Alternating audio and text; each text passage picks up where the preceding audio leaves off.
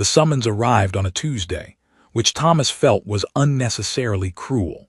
Tuesdays on Velorth Prime were already the longest day in the diplomatic week, back-to-back cultural briefings, a standing lunch with the trade delegation that always ran 40 minutes over, and the weekly data transmission to the Earth consulate that required him to reduce 8 months of nuanced interplanetary relationship building into a 3-paragraph summary that never satisfied anyone.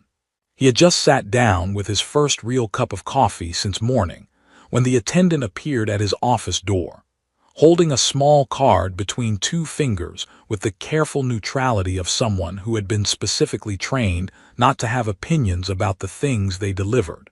Thomas took it. The attendant left. The card said nothing except his name and a time, written in the looping, copper-toned script of the royal household. He read it twice. Then he set it face down on his desk and drank his coffee, because whatever was happening, it could wait until he had finished it. Derek appeared in the doorway approximately 4 minutes later, which meant that the attendant had walked past the shared office on the way out, and Derek had seen everything, and had been physically restraining himself ever since. He leaned against the frame with the loose, satisfied posture of a man who believed he was about to enjoy himself. "So," Derek said. "No," Thomas said. "I haven't said anything. You were about to say something that I don't want to hear." Derek looked at the ceiling thoughtfully. "I was going to ask whether you'd finally committed an interplanetary incident, or whether the Queen has simply decided to have you executed for the thing you did with the ceremonial water vessels at the founding commemoration." "I didn't do anything with the water vessels." "You moved one, Thomas. You moved a ceremonial vessel. The attendants had to reconsecrate the entire table setting." Derek paused. "I filed a report." Thomas picked up the card again. The time written on it was 2 hours from now, which gave him exactly long enough to think about it until it became a problem. He had learned, in 8 months on Velorth Prime, that the royal household did not send plain cards with no explanation, unless the explanation was considered either too sensitive or too obvious to require stating. He did not know which category this fell into. He was not entirely sure which one he preferred. "It's routine," he said. Derek's expression indicated that he found this deeply unconvincing. "Routine summons to the Queen's private chamber." "Absolutely. She probably does that with everyone. Very standard diplomatic practice." "The private chamber." "It says private chamber on the card, Thomas." Thomas turned the card over. It did in fact say private chamber in the same copper-toned script, and he had somehow failed to fully absorb this detail on the first 2 readings. He put the card back down. "It's fine," he said. "You've gone a very specific color," Derek observed. "That's the lighting in here. I've complained about the lighting." This was true.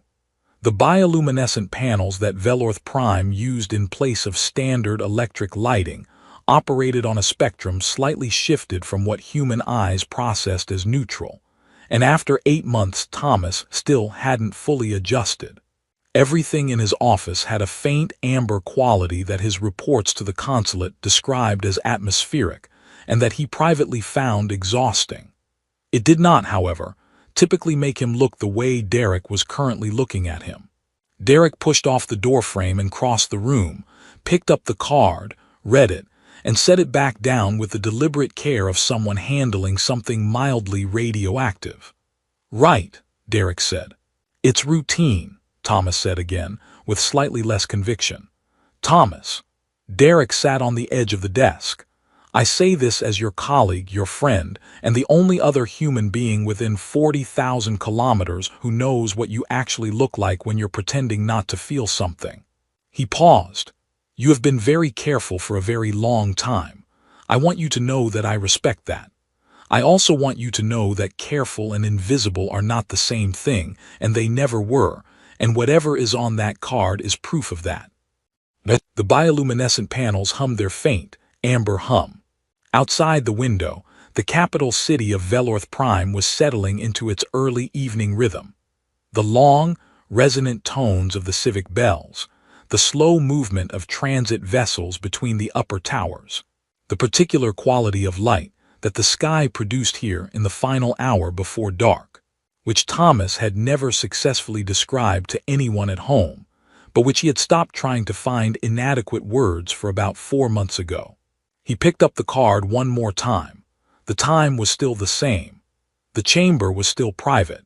His name was still written in copper-toned script by a hand that he recognized, because he had seen it sign 17 official documents, and he had never once let himself think about that for longer than was professionally reasonable. "I should go prepare," he said. "Yes," Derek agreed. "You should." He had exactly 2 hours, which he spent badly. The first 20 minutes went to standing in front of his wardrobe and conducting what he could only describe as a professional threat assessment of his available formal wear. The diplomatic dress code on Velorth Prime operated on a system of color and layering that communicated rank, intention, and emotional register simultaneously.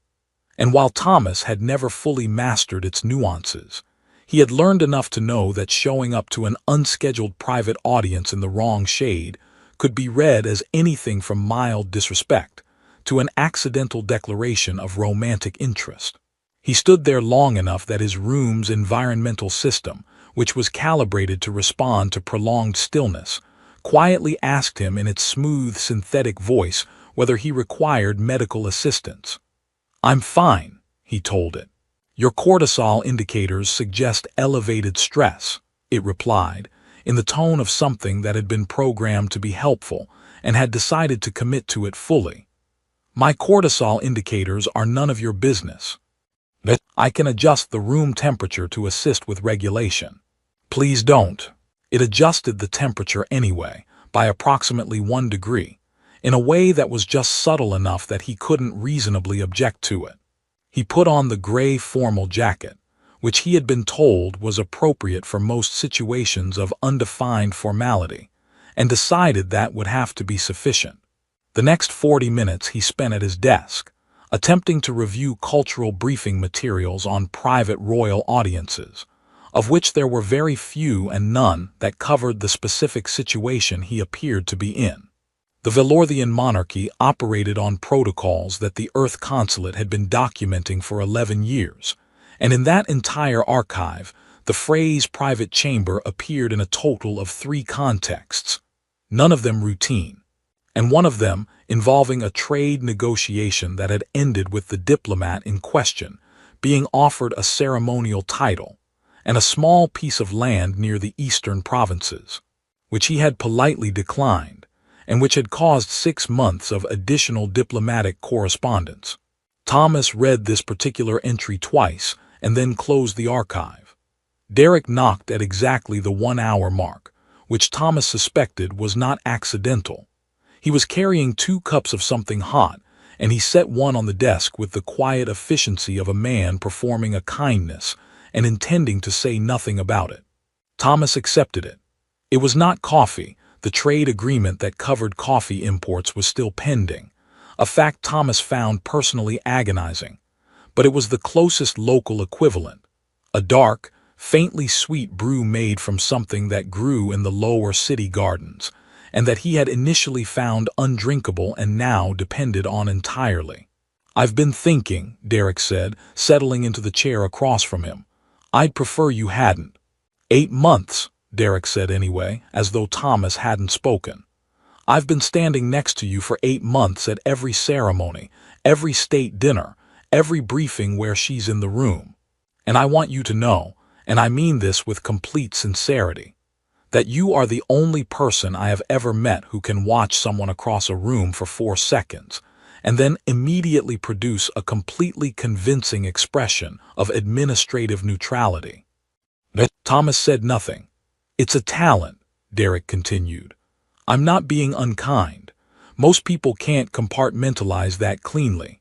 You've essentially been running a parallel emotional process in the background this entire time while your foreground self files reports and attends cultural sensitivity seminars. It's impressive. It's also apparently not as invisible as you thought. You don't know what she wants." "No," Derek agreed pleasantly. "But you do. You've known for at least 3 months. I've watched you know it and carefully not act on it and then go back to your office, and write extremely thorough reports about trade infrastructure, and I've found it genuinely moving." Thomas looked at him. "I mean that," Derek said, in a way that is also slightly funny. Outside, the transit vessels were moving through their early evening routes, their running lights tracing slow arcs between the towers.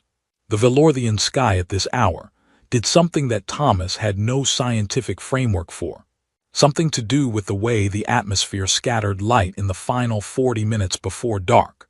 The whole upper city would shift gradually through a range of colors that had no names in any Earth language. And the first time he had seen it, he had stood on his office balcony for so long that Derek had come to find him, and they had both stood there without saying anything until it was over. He hadn't gone to stand on the balcony in about 2 months.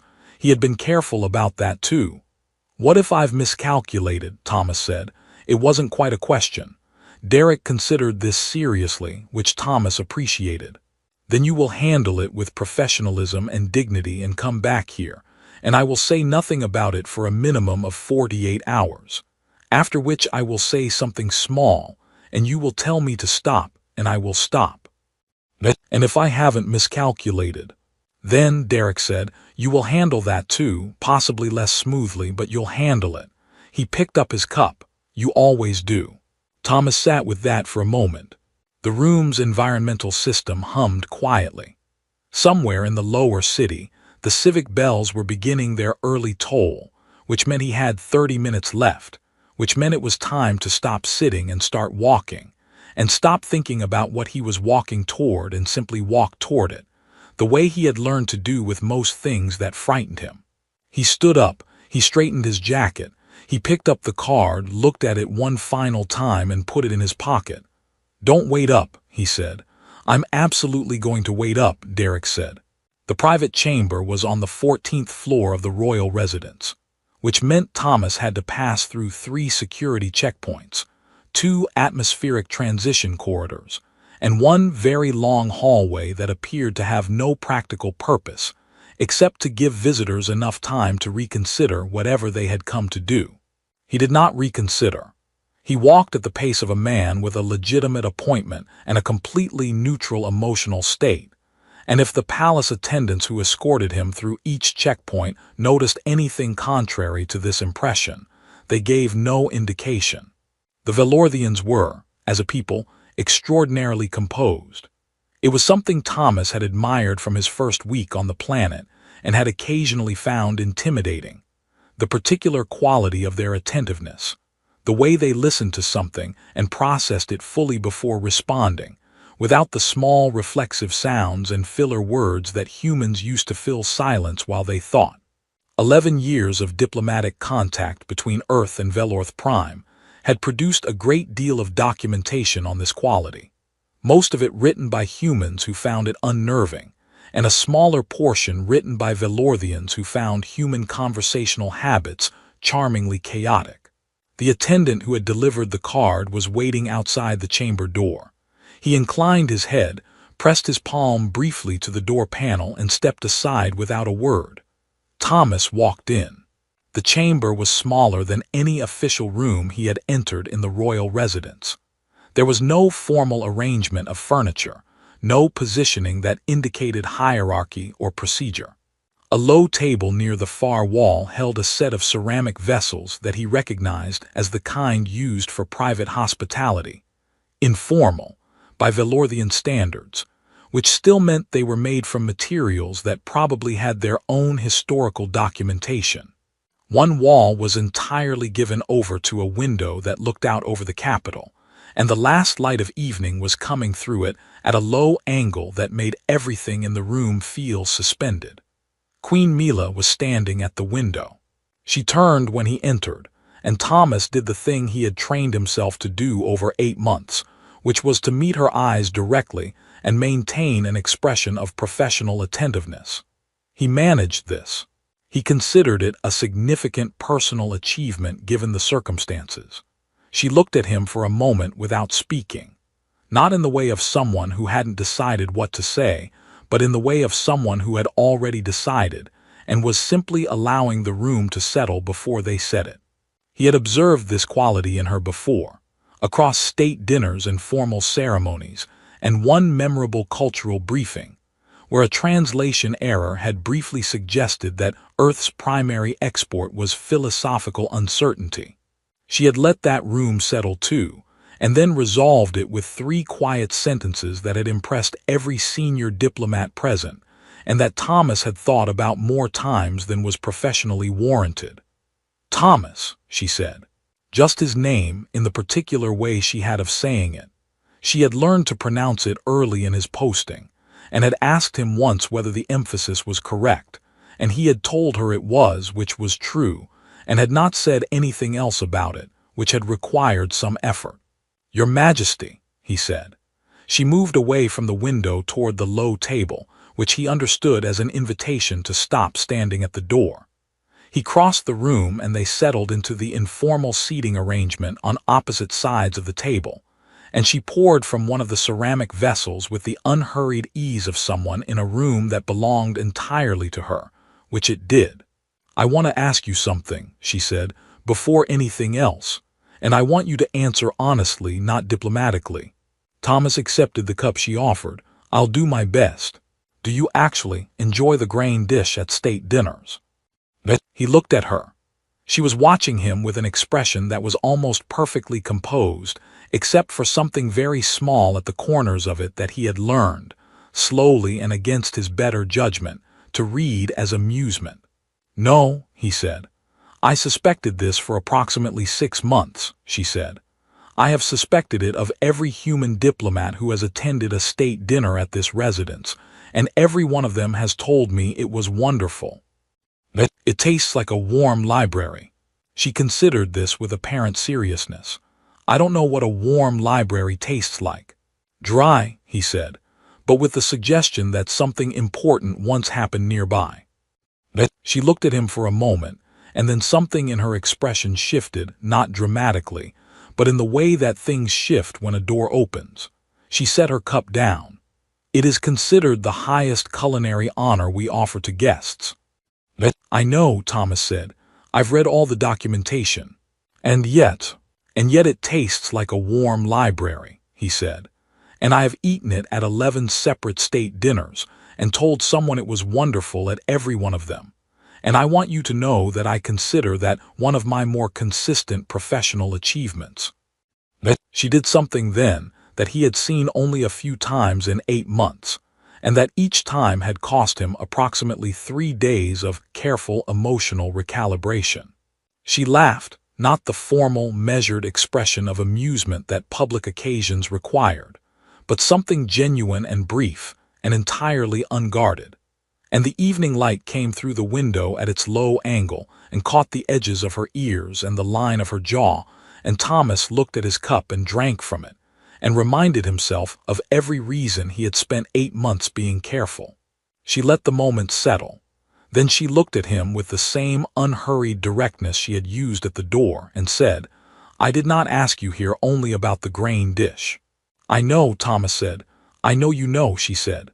"I want to talk about what you know." The silence that followed was not uncomfortable, which somehow made it worse. Thomas had extensive experience with diplomatic silences, the loaded kind, the strategic kind, the kind that was actually a question dressed in patience, but this one didn't fit any of those categories. It was simply a silence in which 2 people sat with something true between them, and neither of them rushed to cover it over, and he found that considerably more difficult to navigate than anything in his training. He set his cup down. He looked at it for a moment, then he looked up. "How long," he said, "have you known?" "Since the founding commemoration," she said. 8 months ago." Thomas absorbed this with the expression of a man receiving information calmly, which was the expression he wore when information was doing the opposite of arriving calmly. 8 months. She had known for 8 months, which meant she had known from essentially the beginning, which meant that every careful distance he had constructed, every deliberate arrangement of his face at state dinners, every report he had written with the focused energy of a man channeling something he refused to name, all of it had been observed, noted, and apparently filed away by someone with considerably better intelligence than he had credited. "The founding commemoration," he said. "You were standing near the eastern colonnade," she said, with the particular precision of someone who had not needed to retrieve the memory because it had never been stored anywhere distant.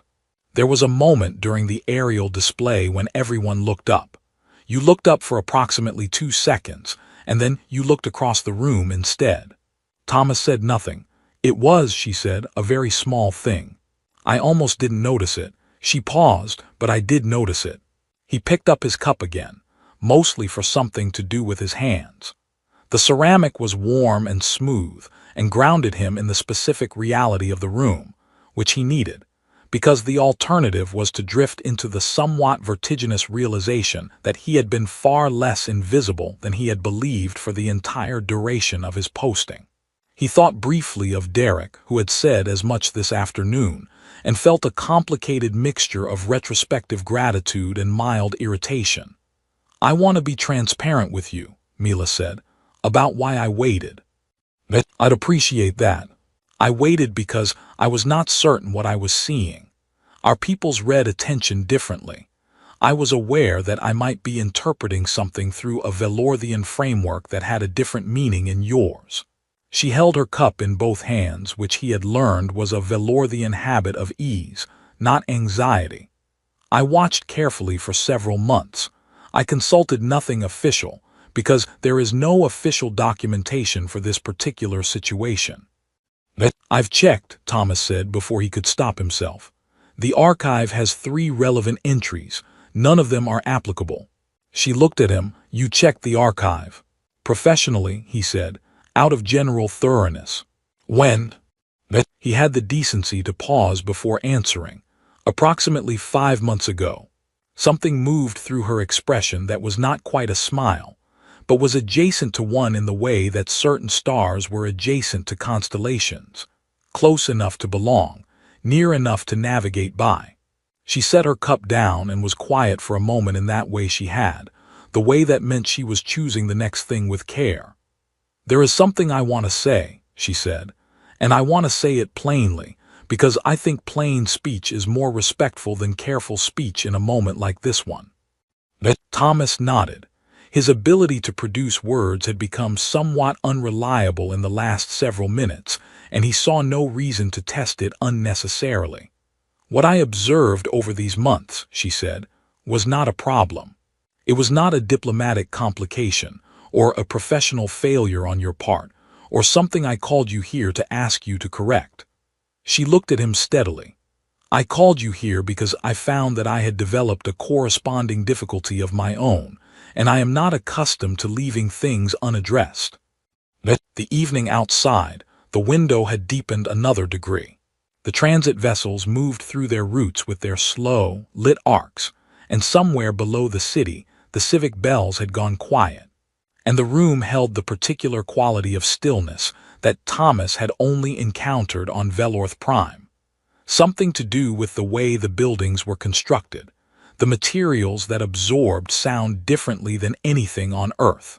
So that silence here had a texture to it, a presence that silence at home never quite managed. He said, "A corresponding difficulty." "Yes, you're telling me," he said, slowly and with great care, "that the Queen of Velorth Prime has spent the last 8 months. Approximately 6, she said. The first 2 I was uncertain." 6 months, he amended, "in a corresponding situation to my own. That is what I'm telling you." Thomas looked at the table. He looked at his cup. He looked at the window and the darkening city beyond it, and the slow movement of light between the towers. And he thought about 8 months of careful reports and diplomatic distance, and the grain dish that tasted like a warm library, and something in him that had been held in a very precise and deliberate configuration for a very long time shifted slightly, the way a door shifts when the latch releases, not open yet, but no longer entirely closed. "I have to tell you," he said, "that I spent 2 hours this afternoon preparing for this conversation, and none of my preparation is applicable." "What did you prepare for?" "Several things," he said. "None of them were this." What was the worst scenario you prepared for? He considered whether to answer honestly and decided that the grain dish had already established the precedent. That you had noticed and were going to ask me, very diplomatically, to stop. She was quiet for a moment, and the best scenario. Thomas looked at her. She was watching him with that steady, unhurried attention that had been quietly dismantling his composure for 8 months, and her golden skin caught the last of the evening light, and the room was very still. I didn't let myself prepare a best scenario, he said. I thought it was safer. She considered his answer for a moment in that particular way of hers, the way that meant she was not simply receiving what he had said, but turning it over carefully, examining it from more than one angle before she responded. He had watched her do this in formal settings dozens of times, and had always found it striking. The contrast between the speed at which most diplomatic exchanges moved, and the quality of attention she brought to each one regardless. It was, he had once written in a personal journal that he kept strictly separate from his official reports, the kind of listening that made you want to say true things. Safer, she repeated. You were protecting yourself from a possible outcome by refusing to imagine it. It's a reasonably effective strategy, he said. Does it work? He thought about 8 months. He thought about the eastern colonnade and the aerial display and 2 seconds of looking in the wrong direction. Not especially, he admitted. She nodded slowly, as though this confirmed something she had already suspected about human emotional architecture. On Velorth Prime, she said, we have a concept there is no direct translation, but the closest approximation in your language would be something like the cost of unlived possibility. The idea that refusing to imagine an outcome does not protect you from wanting it. It simply means you carry the want without the clarity. Thomas sat with that for a moment. Outside, one of the larger transit vessels moved through its high arc between the towers, its running lights leaving a brief trail in the darkened air that faded before it could be called permanent. He had spent 8 months on a planet with no night sky to speak of. The light pollution of the capital combined with Velorth Prime's thinner upper atmosphere meant that stars were rarely visible from the city, and he had missed them more than he expected, the specific comfort of looking up at something ancient and indifferent. He had written that in the journal too, in an entry that had somehow ended up adjacent to other entries that were not about stars at all. That's a more elegant framework than mine, he said. What is yours? Don't think about it and file a report instead. She looked at him. You have filed a remarkable number of reports. I'm considered very thorough. I have read several of them, she said, which landed with the quiet impact of something dropped from a significant height. The consulate transmissions are shared with the royal household as part of the information exchange protocol established in the original contact agreement. Thomas processed this, all of them. The official ones, she said, and something in her tone suggested she understood exactly what he was calculating. Not the personal journal, if that's what you're now concerned about. I wasn't concerned about that, he said, at approximately the same speed at which a person would say something if they had in fact just become concerned about that. It is not part of the exchange protocol, she said, with a composure that he recognized as the Velorthian equivalent of being kind about something. He exhaled. That's a relief. I thought it might be. The ceramic vessels on the table had cooled slightly, and she refilled both cups with the same unhurried ease as before, and he accepted his and was grateful for the small interruption, the brief ordinary transaction of it, the way it allowed the room to breathe before the conversation continued. He was aware that they were in a passage now, that the exchange had moved beyond the initial acknowledgement and was navigating towards something that required more care, not less, and that the next thing said would matter in ways that could not be easily revised. I want to ask you something, he said, and I want to ask it plainly since we've established that as the mode. She inclined her head. What do you want to happen, he said, not diplomatically, not within whatever framework applies to this situation. What do you actually want? She was quiet for long enough that he had time to regret the question, reconsider it, decide it had been the right one anyway, and arrive back at waiting, all in the span of about 15 seconds. Then she said, "I want to know you better than protocol allows. I want to have conversations like this one without requiring a summons to justify them. She paused, and it was the first pause he had seen from her that seemed to cost something. "I want to see what this is, if it is allowed to be something." Thomas looked at her. "There are approximately 40 layers of diplomatic complexity between what you've just said and any practical version of it." "I'm aware of the layers," she said. "I've been thinking about the layers for 6 months. The consulate would require notification at a minimum.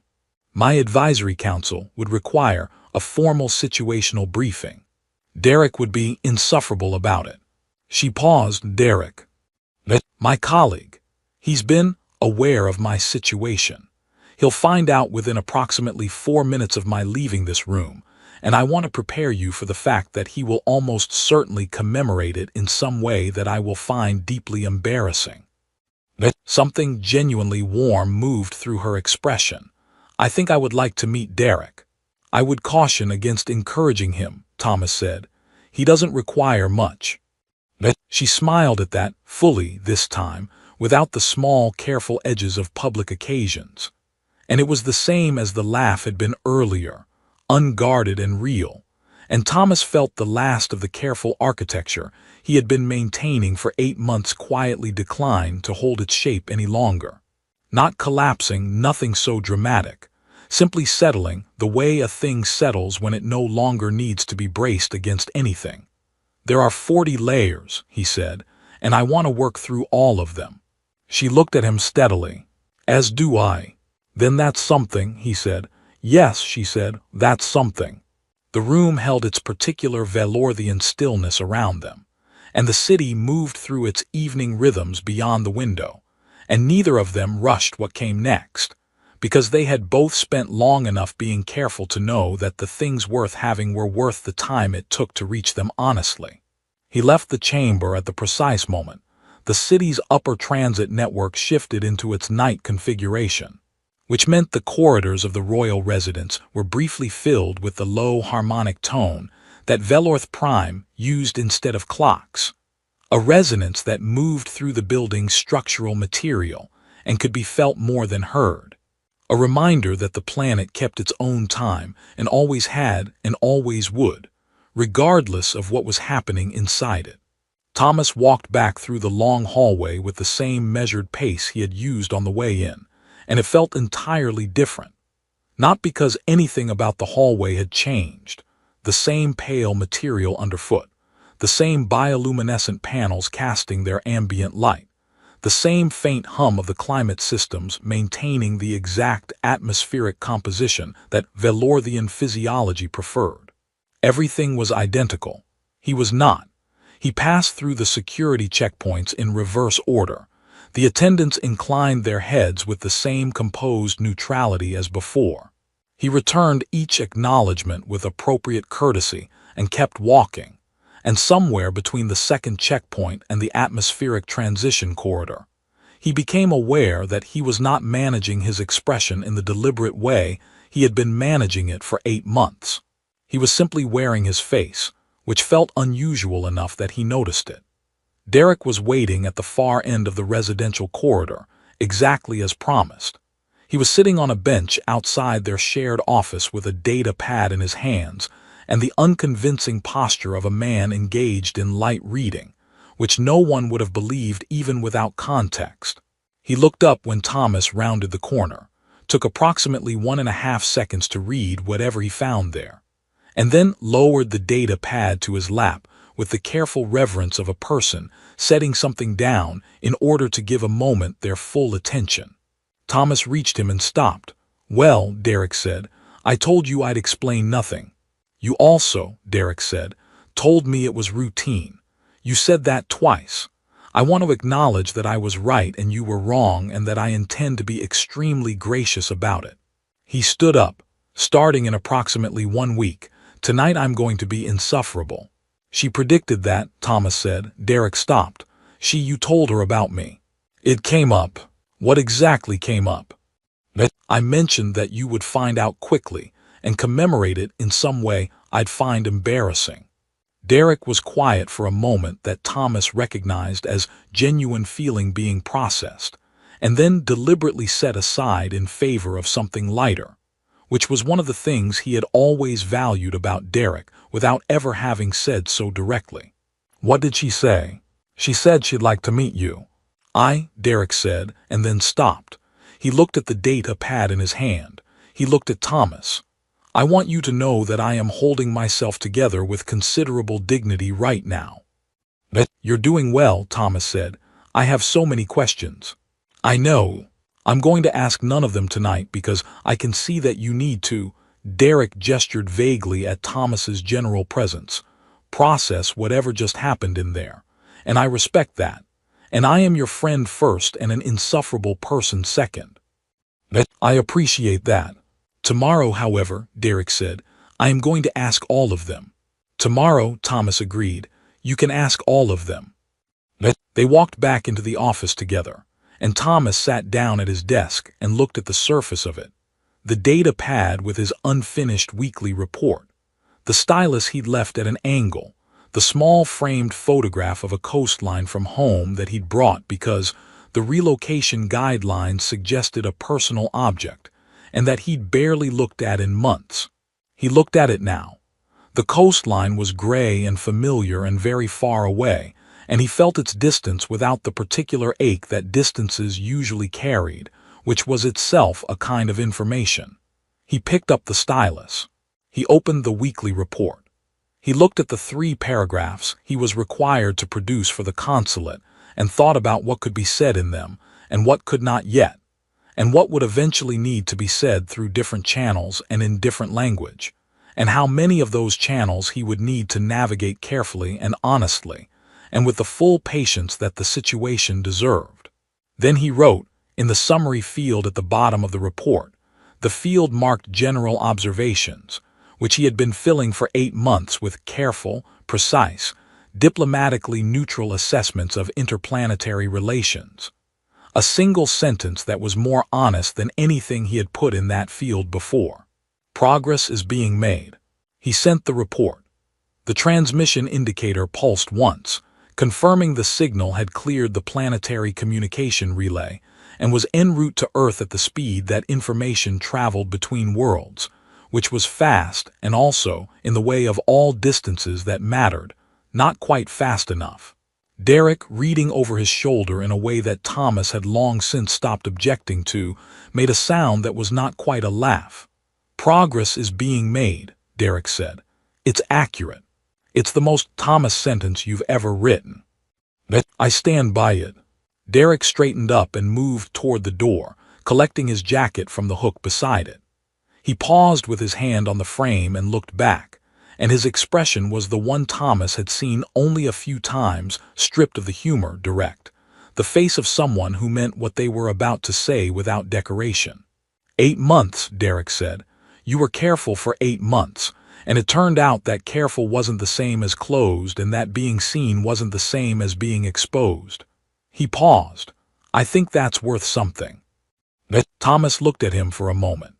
Outside, Velorth Prime continued its night, the transit network in its quiet configuration, the civic bells long since stilled, the capital settling into the particular hush that large cities produced when they finally stopped performing themselves and simply existed.